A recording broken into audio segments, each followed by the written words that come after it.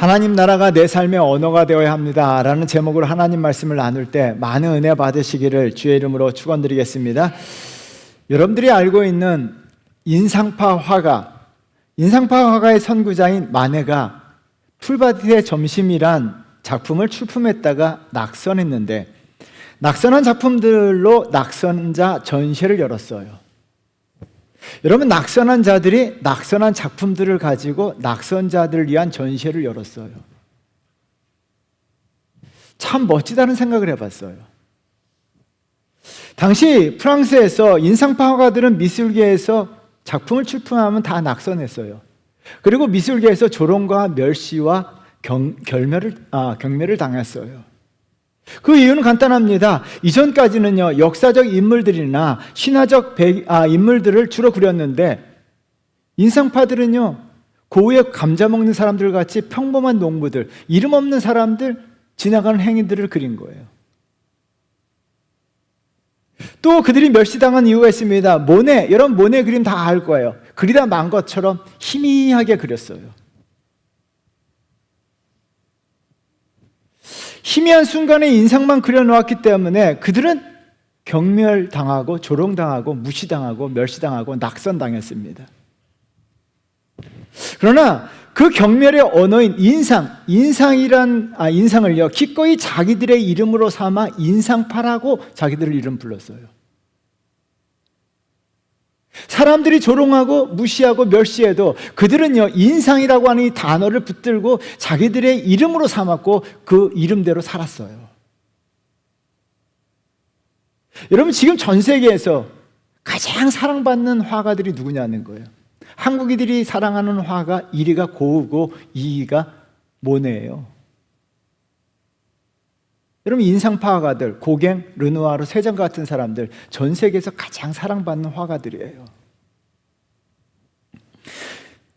이들은요, 사람들이 조롱하고 멸시하고 경멸하는 그 인상이란 단어를 절대 포기하지 않았어요. 그리고 그 인상이란 단어를 자기 삶의 언어로 삼고 평생 인상파로 살았어요.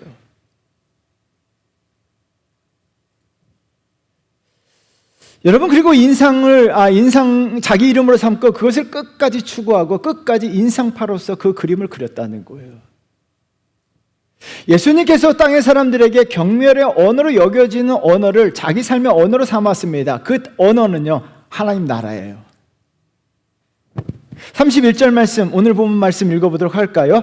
이와 같이 너희가 이런 일이 일어나는 것을 보거든 하나님 나라가 가까이 온 줄 알라. 하나님 나라가 가까이 온 줄 알라라고 이야기합니다. 주님은요, 땅의 사람들, 땅의 것만 추구하는 사람들, 세상 사람들에게 있어서 하나님 나라라는 단어가 경멸의 단어였고 멸시당하는 단어였음에도 불구하고 주님은요, 이 땅에 사시면서 오직 하나님 나라, 그 단어를 자기 인생의 언어로 삼으셨어요. 그래서 예수님은 공생의 사역의 시작을 하나님 나라로 시작합니다. 마태복음 4장 17절 말씀 우리 한번 같이 읽어보도록 할까요? 이때부터 예수께서 비로소 전파하여 이르시되 회개하라, 천국이 가까이 왔느니라 하시더라. 여러분, 예수님의 사역의 시작은 뭐예요? 하나님 나라예요. 왜 사역의 시작을 하나님 나라로 시작했을까요? 하나님 나라가 가장 중요하기 때문에요. 그리고 예수님께서 가르치신 것도 하나님 나라예요. 여러분, 누가복음 9장 11절 말씀 우리 한번 같이 읽어보도록 할까요? 무리가 알고 따라왔거늘 예수께서 그들을 영접하사 하나님 나라 일을 이야기하시며 병 고칠 자들을 고치시더라.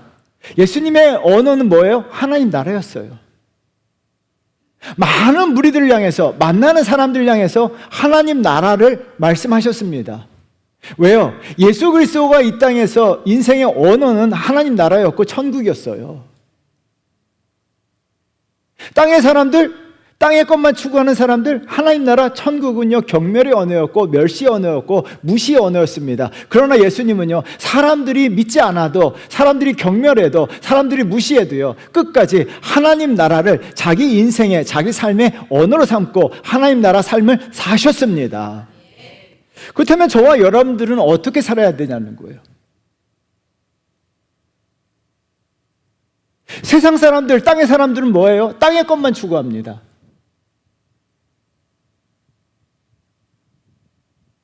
저는 고향 친구들과 모임을 30년 넘게 합니다. 모임에 갈 때마다 친구들에게 예수 믿고 천국 가라고 이야기하죠. 그럼 예수 안 믿는 친구들이 동일하게 10년 전이나 20년 전이나 지금까지 하는 이야기 했어요. 목사님 너나 가라. 그래서 나 혼자 간다.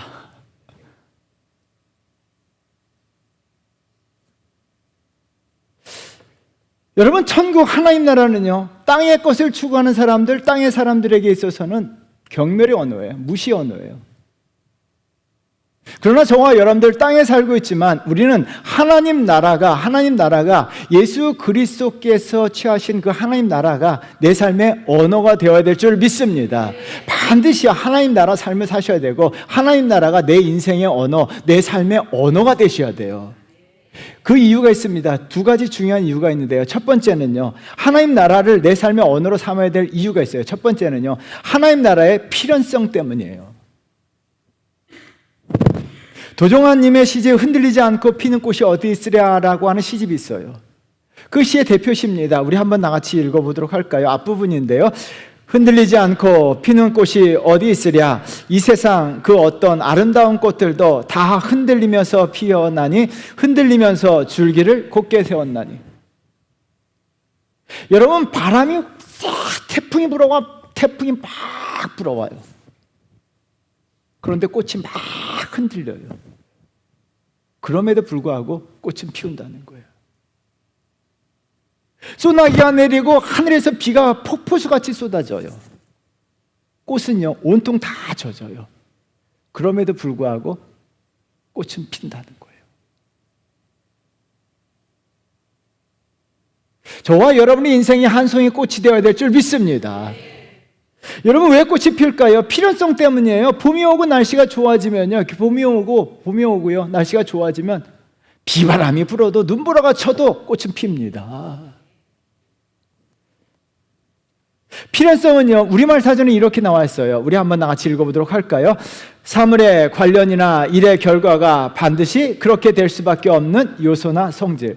삶의 결과가 반드시 그렇게 될 수밖에 없는 요소나 성질이 필연성입니다. 하나님 나라도 필연성이에요. 사람들이 흔들어 놓고 무시하고 조롱하고 설사 믿지 않아도요, 하나님 나라 천국을 믿지 않아도요, 하나님 나라가 옵니다. 예수님께서 그것을 이렇게 말씀하셨어요. 29절 말씀 30절 읽어보도록 하겠습니다. 이에 비유로 이르시되 무화과 나무와 모든 나무를 보라. 싹이 나면 너희가 보고 여름이 가까운 줄을 자연히 아나니. 여러분, 무화과 나무와 모든 나무를 보라고 이야기합니다. 싹이 나면 여름이 가까이 온 줄 알라고 이야기하세요. 설령 눈보라가 친다 할지라도요, 비바람이 몰아쳐도요, 날씨가 영하로 떨어져도요, 여름은 와요. 올 수밖에 없습니다. 사람들이 믿지 않아요. 지금 막 눈보라가 몰아치고 있는데 그래도 여름은 와요. 여름은 와요. 마찬가지로 하나님 나라도 이와 같다라고 이야기합니다. 31절 말씀 우리 한번 같이 읽어보도록 할까요? 이와 같이 너희 이런 것보든 하나님 나라가 가까이 온 줄을 알라. 하나님 나라가 가까이 온 줄 알라는 거예요. 이와 같은 일이 벌어지면. 이와 같은 일은 뭐예요? 21장에서 앞에서 이야기했던 전쟁이나 기근이나 박해나 탄압이나 지진과 같은 일들이 벌어지면 하나님 나라가 가까이 온 줄 알라고 이야기해요. 이 말은요, 하나님 나라는 반드시 필연적으로 온다는 거예요. 여러분, 하나님 나라는요, 반드시 필연적으로 올 줄 믿습니다.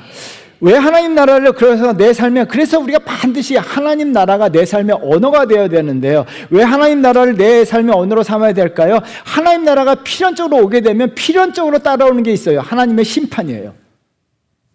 여러분, 고린도후서 5장 10절 말씀 우리 한번 같이 읽어보도록 할까요? 이는 우리가 다 반드시 그리스도의 심판대 앞에 나타나게 되어 각각 선악간에 그 몸으로 행한 것을 따라 받으려 함이라. 하나님 나라가 오면은 필연적으로 하나님의 심판대 앞에 반드시 모든 사람들이 그 앞에 서게 된다는 거예요. 하나님 나라가 필연적으로 오게 되고요, 하나님 나라와 더불어서 하나님의 심판이 온다는 거예요. 하나님의 심판이 왔을 때 나타나는 현상은 여러분들 알다시피 영생과 영벌이에요. 마태복음 25장 46절 말씀 우리 한번 읽어보겠습니다. 그들은 영벌에 의인들은 영생에 들어가리라 하시니라. 그들은 영벌에 의인들은 영생에 들어간다라고 이야기합니다. 저와 여러분들이 들어갈 곳은 영생이 되어야 될 줄 믿습니다. 그래서 우리가 하나님 나라를 내 삶의 언어로 삼으셔야 돼요. 왜요? 하나님 나라의 삶을 살게 되면 저와 여러분들 하나님 심판대 앞에 섰을 때 반드시 영벌이 아니라 영생으로 들어갈 줄 믿습니다. 많은 사람들이요 하나님 나라를 저버리고 살아요. 처음에 말씀드렸던 것처럼 천국을 이야기하도 무시합니다. 믿지 않아요. 공지영의 고등어라는 책을 읽다가 굉장히 충격을 받았어요. 여러분 고등어는 다 아실 거예요. 이 고등어라고 한 책에 이런 문장이 나와요. 우리 한번 나같이 읽어볼까요? 살아있는 고등어 떼를 본 일이 있니? 그것은 환희의 빛깔이야. 짙은 초록의 등을 가진 은빛 물고기 떼, 화살처럼 자유롭게 물속을 오가는 자유의 떼들, 초록의 등을 한 탱탱한 생명체들. 여러분 바다를 자유롭게 물속으로 오가는 자유의 떼들, 탱탱한 생명체들, 초록의 등을 가진 은빛 물고기. 바닷속에 있을 때는요 이 고등어들이요 자유를 누리면서 자기의 초록의 등을 뽐내면서 과시하면서 자기 마음대로 바닷속을 누리며 살아요.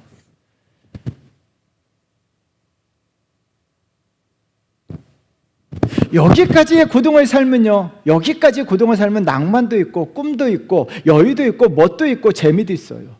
자유도 있고요. 근데 고등어의 삶에 그 다음이 있다는 거예요. 여러분 인생에는요 기억하셔야 돼요. 다음이 있습니다. 그 다음이 있어요.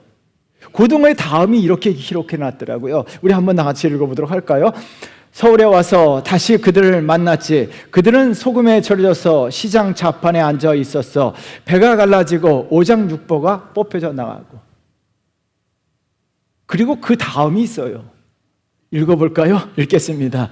그들은 생각할 거야. 시장의 좌판에 누워서 나는 어쩌다 푸른 바다를 떠나서 이렇게 소금에 절여져 있을까 하고, 하지만 석쇠에 구워질 때쯤 그들은 생각할지도 모르지. 나는 왜 한때 그 바닷속을 대체 뭐하러 그렇게 힘들게 헤엄쳐 다녔을까 하고. 오늘 고등어 반찬 아니죠? 고등어가요 바닷속을 자유롭게 마음껏 헤엄쳐 다닐 때는요 괜찮았어요. 자유를 누리면서 과시하면서 뽐내면서 자기 살고 싶은 대로. 그러다가요 석쇠에 구워진 인생이 된 거예요. 프라이팬에 올려진 인생이 된 거예요. 내가 왜 그렇게 살았을까?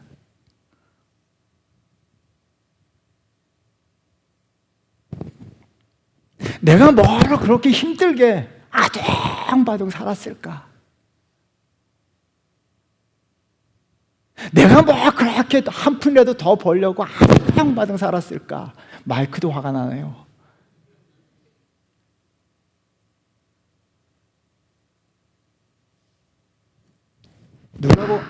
이거 마이크가 왜 그러지? 죄송합니다. 누가복음 16장에 부자와 거지 나사로가 나와요. 부자는 세상에서 푸른 바다를 마음껏 헤엄쳐 살았던 인생이에요. 자기 마음대로 잔치하면서 환희하면서 떠벌리면서 과시하면서 자랑하면서 뽐내면서 참 멋진 인생이죠. 사람들이 부러워하는 인생이에요. 왜요? 마음껏 과시하면서 자랑하면서 자기 소유.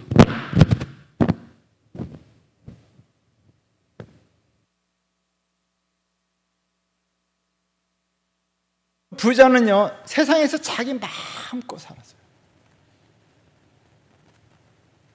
그러나 결국은요 석쇠에 구워지는 고등어 같은 인생이 됩니다. 누가복음 16장 23절 말씀 우리 한번 나같이 읽어볼까요? 그가 음부에서 고통 중에 눈을 들어 멀리 아브라함과 그의 품에 있는 나사로를 보고, 음부에서 고통 중에다라고 이야기하고 있습니다. 지금 부자는 큰 후회를 하고 있는 거예요. 후회를 하고 있는 거예요. 내가 뭐하러 그리 살았을까?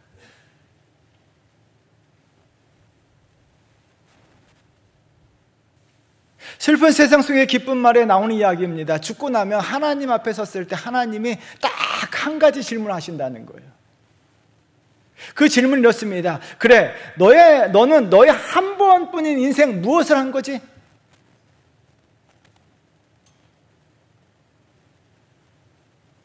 너는 한 번뿐인 인생에 무엇을 하며 살았냐는 거예요. 여러분, 무엇을 하며 살고 계시냐는 거죠.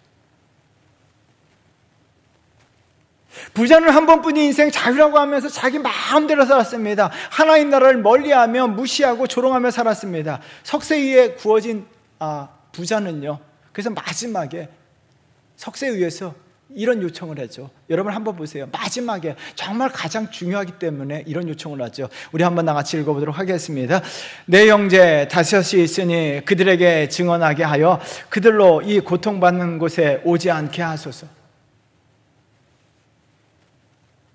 여러분, 이 말씀을 읽으면서 무엇을 느끼시냐는 거죠. 부자가 자기 형제들에게 그래, 세상에 있을 때 더 마음대로 살아. 세상에 있을 때 더 많이 모으고 더 많이 벌어. 더 세상에 있을 때 쾌락을 누리며 살아. 더 많이 세상을 풍족히 누리며 살아. 과시하며 살아. 아니에요.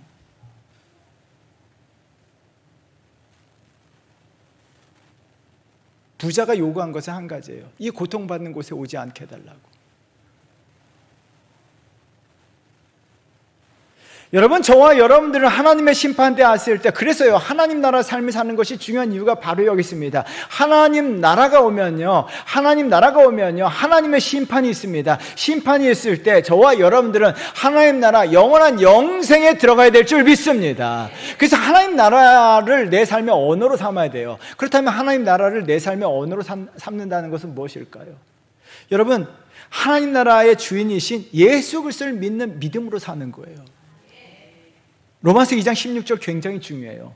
여러분 성경책에 제가 늘 100번 이야기하죠. 100번 줄쳐놓으셔야 돼요. 우리 한번 나같이 읽어보도록 할까요? 곧 나의 복음에 이른 바와 같이 하나님이 예수 그리스도로 말미암아 사람들의 은밀한 것을 심판하시는 그날이라. 여러분, 예수 그리스도로 말미암아라고 이야기합니다. 예수 그리스도로 말미암아, 이 문장에는요, 두 가지 의미가 있습니다. 하나는요, 예수 그리스도께서 종말의 마지막 날에 심판을 주도하신다는 거예요. 예수 그리스도께서 심판 주고 심판을 주관하시는 분이 예수 그리스도예요. 다른 하나는요, 심판의 기준이 예수 그리스도라는 거예요. 여러분, 심판의 기준은 예수 그리스도이십니다. 그러면 심판의 기준이 예수 그리스도라는 말은 무엇을 의미할까요? 간단합니다. 이 심판의 기준은요, 예수 그리스도라는 것은, 기준이 예수 그리스도가 된다는 것은 예수 그리스도를 믿는 믿음이 심판의 기준이 되는 거예요. 저와 여러분들이요, 하나님 나라를 살아간다는 것은 필연적으로 심판을 주관하시는 분이 예수 그리스도이시고 심판의 기준이 예수 그리스도로 말미암아 그리스도이시기 때문에 우리가 이 땅에 살면서 하나님 나라를 산다는 것은 예수 그리스도를 믿는 믿음 안에서 사셔야 될 줄 믿습니다. 왜 믿음의 사람들이 죽어가면서까지, 옥에 갇히면서까지, 투옥되면서까지 이 믿음을 포기하지 않았을까요?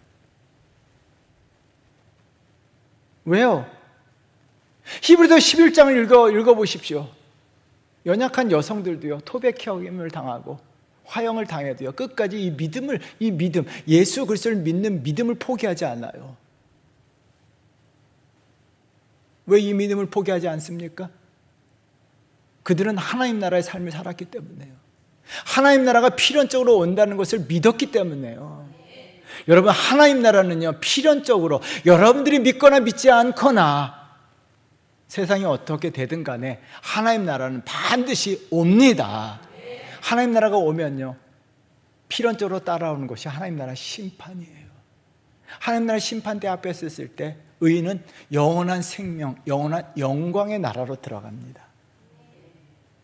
그래서요, 저와 여러분들이 하나님 나라의 삶을 산다는 것은 심판의 기준이고 하나님 나라 주인이신 예수 그리스도를 믿는 믿음 안에서 사는 거예요. 이 믿음 끝까지 붙들고 사셔야 될 줄 믿습니다. 내 인생에 눈보라가 몰아치고요, 비바람이 와도 여러분, 예수 그리스도를 믿는 믿음은 흔들려서도 안 되고 이 믿음을 버려서는 안 돼요. 하나님 나라 삶을 살아가는 성도들은요, 예수 그리스도를 믿는 믿음 안에서 사는 거예요. 그러면요, 이 믿음이 결국 나를 영원한 생명으로 인도할 줄 믿습니다. 이런 성도 되시기를 주의 이름으로 축원드립니다. 두 번째는요, 하나님 나라 필연성과 더불어 하나님 나라 영원성 때문이에요. 소설가 조동래 선생이 소설 작법의 2대 원칙을 두 가지로 이야기합니다. 상징과 생략, 그리고 치사 선택이다라고 이야기해요. 그러면서 버릴 것은 과감히 버려야 한다라는 말을 덧붙였어요. 여러분, 소설 쓰기에서는요, 치사 선택해야 되고 버릴 것은 과감히 버리게 될 때 소설이 완성된다는 거예요. 여러분, 소설은요, 인간의 삶을 쓰는 것이 소설이에요. 인간의 삶을 살아가는 것은 소설처럼 치사 선택을 해야 되고 버릴 것은 과감히 버려야 되는데요, 그렇다면요, 우리가 치사 선택해야 될 것이 과연 무엇이냐는 거예요.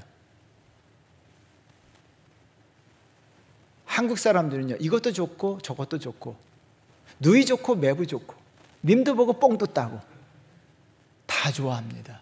아니에요. 우리가 한국인이라 할지라도요, 그리스도인들의 삶은요, 버릴 것은 버리시고 취할 것은 취하셔야 돼요. 그러면 우리가 취할 것은 무엇이냐는 거예요. 영원한 거예요. 영원한 거. 인간 수업을 읽다가요, 마음에 와닿는 부분이 있었어요. 여러분 꼭 읽어보십시오. 같이 읽어보도록 하겠습니다. 죽음을 눈앞에 둔 사람을 보고 있을 때 우리는 더 이상 그의 실수, 잘못, 질병들을 바라보지 않습니다. 전에는 그것들로 그를 바라보았지만 지금은 아닙니다. 이제는 오직 그 사람만 보일 뿐입니다. 이 문장을요, 이 부분을요, 수도 없이 읽었어요. 여러분, 장례식에 갔다고 생각해 보십시오. 지금 고인이 된 사람 앞에서 여러분 무엇을 바라보십니까? 그 사람의 실수? 그 사람의 잘못? 그 사람의 소유? 그 사람의 재산? 그 사람의 학벌? 아니에요. 그냥 고인만 보이는 거예요. 그래서 영정사진만 놓지, 영정사진 앞에 학력, 학벌, 재산, 아파트 몇 채 이런 거 하나 써있는 장례식장 못 보셨을 거예요. 죽어가는 사람들, 죽은 사람들, 그 사람만 보이는 거예요.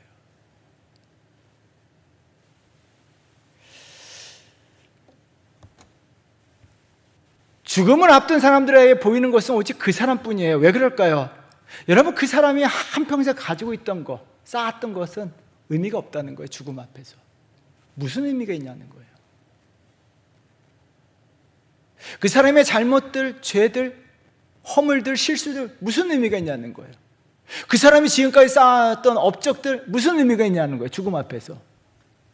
그 사람이 지금까지 정말 모았던, 한 푼 두 푼 모았던 그 재산이 무슨 의미가 있냐는 거예요.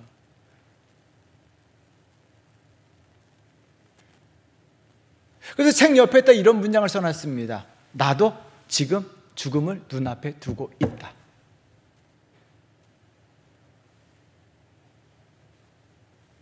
마치 저만 죽음을 눈앞에 있는 것처럼 여러분들도 죄송하지만 죽음을 눈앞에 두고 있습니다. 아멘 안 하셔도요, 부정하셔도 상관없어요. 뭐 100년, 1000년 사실 분 없잖아요.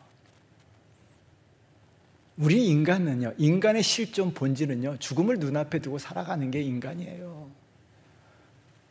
마치 나는 안 죽을 것처럼, 나는 영원히 살 것처럼, 나는 130살까지 살 것처럼 얘기해도 130살이 죽어요. 그렇다면요, 죽음을 눈앞에 두고 살고 있다면 여러분들, 우리는 무엇이 내 인생에 의미가 있냐는 거예요. 여러분 인생에 무엇이 의미가 있냐는 거예요.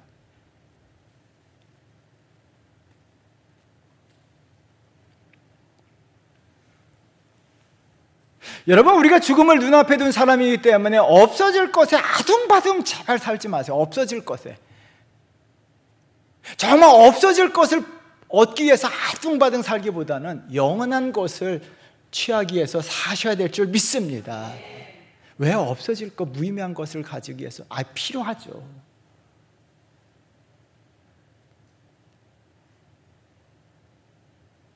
그래서 이 땅에서 영원한 하나님 나라를 붙들고 살아야 되는데요. 하나님 나라를 붙들고 산다는 것은 그건 무엇일까요? 여러분, 첫 번째 우리가 얘기했던 것처럼 예수님 믿는 믿음 안에 사는 것이 하나님 나라를 붙들고 사는 거고요. 오늘 두 번째는요, 예수님께서 하나님 말씀이 영원하다라고 말씀하세요. 그러면 하나님 나라를 붙들고 살아가는 것이 하나님 나라가 영원한데요. 여러분, 그것을 믿으셔야 됩니다. 하나님 나라는 영원한 나라인 줄 믿습니다. 그러면 우리가 하나님 나라 영원성이 있기 때문에 하나님 나라를 붙들고 살아야 되는데요. 하나님 나라를 붙들고 산다는 것은 무엇을 의미할까요? 33절 말씀과 연결되어 있는데요. 33절 말씀 읽어보도록 하겠습니다. 천지는 없어지겠으나 내 말은 없어지지 아니하리라. 천지는 없어진다는 거예요. 여기서 천지가 가리키는 단어는요, 자연계, 하늘과 땅만 없어진다는 의미가 아닙니다. 이 세상에 있는 모든 인간의 사상, 철학, 문학, 물질 다 없어진다는 거예요. 이 말씀은 구약 성경을 인용한 말씀인데요. 시편 102편 26절 말씀, 27절 말씀 우리 한번 같이 읽어보겠습니다. 천지는 없어지려니와 주는 영존하시겠고 그것들은 다 옷같이 낡으리니 물복같이 바꾸시면 바꾸려니와 주는 한결 같으시고 주의 연대는 무궁하리로다. 할렐루야. 여러분, 지금 성경을 통해서 가르쳐주고 있는 것이 뭐예요? 영원한 것이 뭐예요? 하나님 나라가 영원하다는 거예요. 하나님 나라가 영원함으로 말미암아 하나님 말씀도 영원하다는 거예요. 예수 그리스도의 말씀이 영원한 줄 믿습니다. 그리고 하나님도 영원하신 분이에요. 그래서 우리가 하나님 말씀 붙들고 살아가는 것이 하나님의 나라의 삶을 살아가는 거예요. 요한 1서 2장 17절 말씀 우리 한번 같이 읽어보도록 할까요?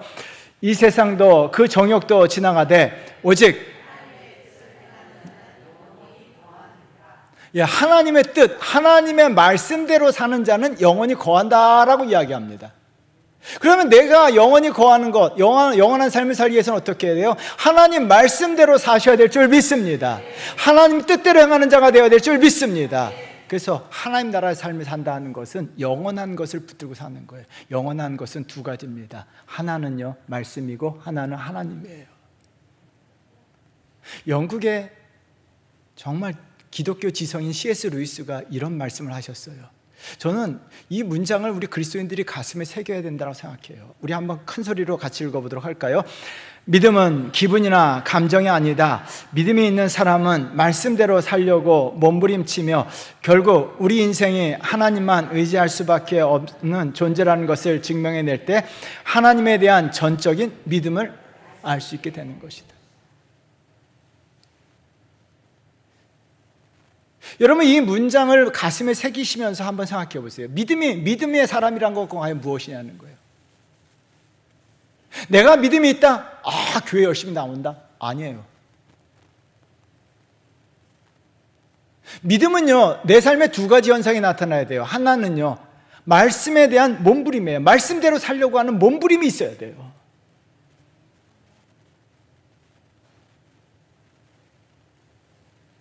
여러분, 믿음이 있다고 하는 사람들은요, 정말 제일 먼저 몸부림이 뭐예요? 말씀대로 살려고 하는 몸부림이 내 삶에 있어야 돼요. 믿음이 있다라고 이야기하면서 한 푼이라도 더 모으려고 하는 몸부림, 한 푼이라도 더 벌려고 하는 몸부림이 아니라, 정말 그런 몸부림이 아니라 그것은요, 2순위예요. 1순위는 뭐예요? 내가 하나님 말씀대로 살려고 하는 몸부림이 있는 사람이 믿음의 사람이에요. 그렇다면 내가 믿음이 있다라고 이야기하면 믿음이 있다, 교회에 이 자리에 앉아있다고 해서 믿음 있는 거 아니에요. 내가 정말 삶의 현장에서 일주일 동안 살아가면서 하나님 말씀, 생명의 말씀, 이 말씀을 말씀대로 살려고 하는 몸부림, 잘하지 못한다 할지라도 이 몸부림이 있어야 돼요. 정말 몸부림 쳐야 돼요. 내가 정말 이 말씀을 지키려고 하는 몸부림, 그 몸부림 속에서 사셔야 돼요. 그 몸부림이 내 삶에 있어야 돼요. 그게 믿음의 삶이에요. 왜요? 말씀이 영원한 거기 때문에요. 말씀대로 행하는 자가 영원히 거한다고 말씀하셨기 때문에요. 그래서 우리 사랑하는 주원교회 성도 여러분, 한 주간 동안 살면서 잘은 못해요. 말씀을 잘 몰라도요, 내가 정말 알고 있는 그 말씀대로 살려고 막 몸부림침이 있어야 돼요. 몸부림이요. 말씀대로 살려고 하는 몸부림이 내 삶에 나타나셔야 돼요. 다른 하나는요, C.S. 루이스 말씀대로 하면요, 내가 하나님만 의지할 수밖에 없는 존재인 것을 알고 계셔야 돼요. 나는 하나님 없이는 살아갈 수 없는 존재인 것을 여러분 스스로 증명하시라는 거예요. 나는요, 하나님 없이는 살아갈 수가 없어요.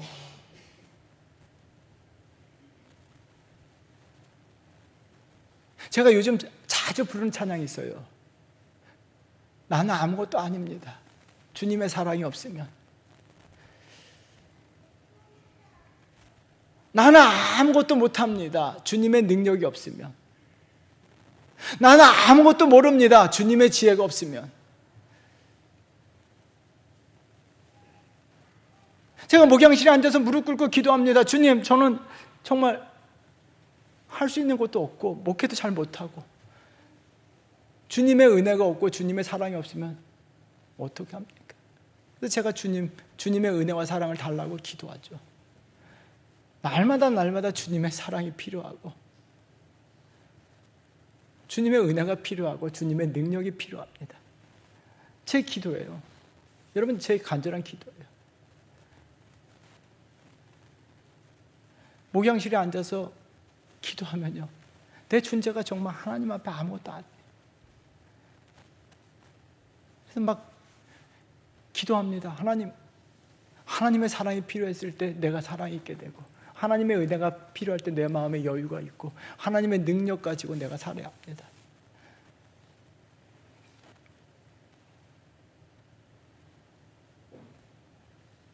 믿음이란 것, 하나님 나라를 살아간다는 것은요, 영원한 것을 붙들고 살아가는 거예요. 영원한 것은 뭐예요? 하나님 말씀과 하나님이에요. 그러면 내 삶에 두 가지가 나타나야 돼요. 말씀대로 살려고 하는 몸부림이 내 삶에 있어야 돼요. 잘은 못해요. 저도 못해요. 실수와 허물이 많아요. 때론 넘어져요. 그럼에도 불구하고 정말 이 말씀 붙들고 살아가려고 하는 몸부림이 내 삶에 있어야 돼요. 말씀을 다 제쳐놓고 한 주간 동안 열심히 살아가는 것이 아니라 그 말씀대로 살려고 하는 몸부림이 내 삶에 나타나야 되고, 정말 하나님 없이는 난 살아갈 수 없는 존재, 예수 그리스도 없이는 살아갈 수 없는 존재인 것, 정말 예수 없이는 살아갈 수 없고 하나님 없이는 살아갈 수 없는 존재인 것을 깨닫고 날마다 하나님의 은혜와 하나님의 사랑과 하나님의 능력을 구하며 살아가는 게 하나님 나라 삶을 살아가는 성도의 모습이고 믿음의 사람의 모습인 줄 믿습니다. 이런 성도 되셔야 될 줄 믿습니다. 사랑하는 성도 여러분, 한 주간도요, 그래서 말씀대로 살려고 몸부림쳐 보십시오. 그리고 하나님의 은혜를 구하시고 하나님의 사랑과 하나님의 능력을 구하십시오. 하나님 없이는 살아갈 수 없음을 고백하고 내 마음대로 살아가는 것이 아니라 하나님 부르며 나아가는 성도 될 때 하나님 나라가 우리에게 찾아오게 되고 우리는 영원한 하나님 나라에서 영원히 살 줄 믿습니다. 사랑하는 성도 여러분, 꼭 기억하셔야 됩니다. 하나님 나라를 내 삶의 언어로 삼으셔야 돼요. 믿던 믿지 않던 여러분들이 부정해도 상관이 없어요. 눈보라가 쳐도 여름이 와요. 여러분들이 믿지 않아도 하나님 나라는 오고요, 하나님의 심판대 앞에 설 수밖에 없습니다. 여러분, 오늘 이 말씀 기억하셔야 돼요. 여러분들이 부정해도 하나님의 심판대는 필연적으로 찾아오게 되고 영원한 생명과 영원한 형벌에 들어가요. 우리가 하나님 나라 삶을 제가 왜 간절히 부탁합니까? 저와 여러분들 영원한 생명에, 영원한 영광에 들어가야 될 줄 믿습니다. 필연적으로 오게 되어 있어요. 필연성은요, 반드시 이루어져요. 또 하나는요, 하나님 나라는 영원성이에요. 하나님 나라는 영원하기 때문에 이미 이 땅 가운데서 하나님 나라 삶을 사셔야 돼요. 하나님 나라의 삶을 산다는 것은요, 말씀, 영원한 말씀, 그 영원한 말씀대로 살려고 몸부림침이 있어야 되고, 영원하신 하나님 없이는 살아갈 수 없는 존재인 것을 고백하게 될 때 우리가 하나님 나라 영원을 살고 있는 거예요. 오늘 예수 그리스도께서 왜 하나님 나라를 자기 삶의 언어로 삼으셨습니까? 사람들이 경멸하고 사람들이 무시하고요, 눈보라같이 오고 십자가의 삶을 살아도 예수 그리스도는 하나님 나라를 위해서 하셨어요. 우리도 이제는요, 예수 그리스도와 같이 눈보라같이 오고 폭풍이 몰려와도요, 사람들이 무시하고 믿지 않아도요, 우리 한 사람, 나 한 사람은요, 하나님 나라를 내 삶의 언어로 삼으셨을 때 하나님 나라의 삶을 살게 되고 하나님의 영원한 영광에 들어가는 역사가 일어날 줄 믿습니다. 이 성도 되시기를 주의 이름으로 축원드립니다.